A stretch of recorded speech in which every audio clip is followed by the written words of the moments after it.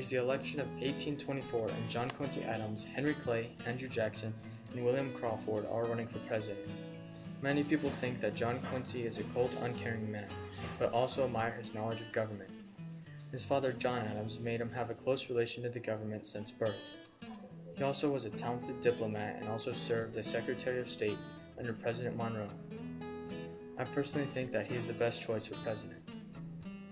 Henry Clay was a complete opposite of Quincy.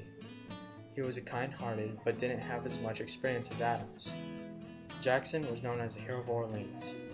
When the election came, no candidate won the majority of votes, so the House of Representatives had to make a vote. Clay took fourth in the election, so he was out. He started supporting Adams in the election.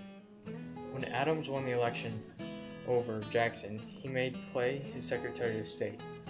Jackson accused Clay and Adams of stealing the election from him. Jackson shouldn't be making accusations about Adams and Clay cheating the election just because he didn't become president.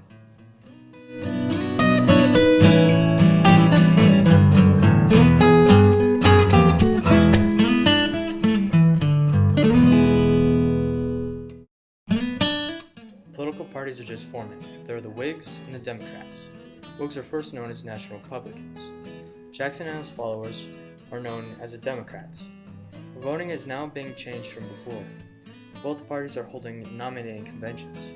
This gives us as people a more direct way to vote for president. It is 1828 and Jackson is now president. Jackson has now created a spoil system. It is rewarding supporters with government jobs. Jackson has an unorganized cabinet. Van Buren, the Secretary of State, was the only one qualified for his position. The way Jackson put together his cabinet was not a very efficient way to run a government.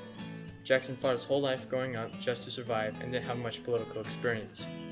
Jackson was not the man that should be in charge. Jackson believed the National Bank was undemocratic and believed it should be run by private bankers. Whigs and Bidle both worried Jackson was going to destroy the bank. Clay and Daniel Webster both thought of a way to save the bank and defeat Jackson. They convinced Bidle to apply for renewal early. If Jackson vetoed the bill, he would lose voters and lose the election. Jackson won the war of the bank, and then it soon closed.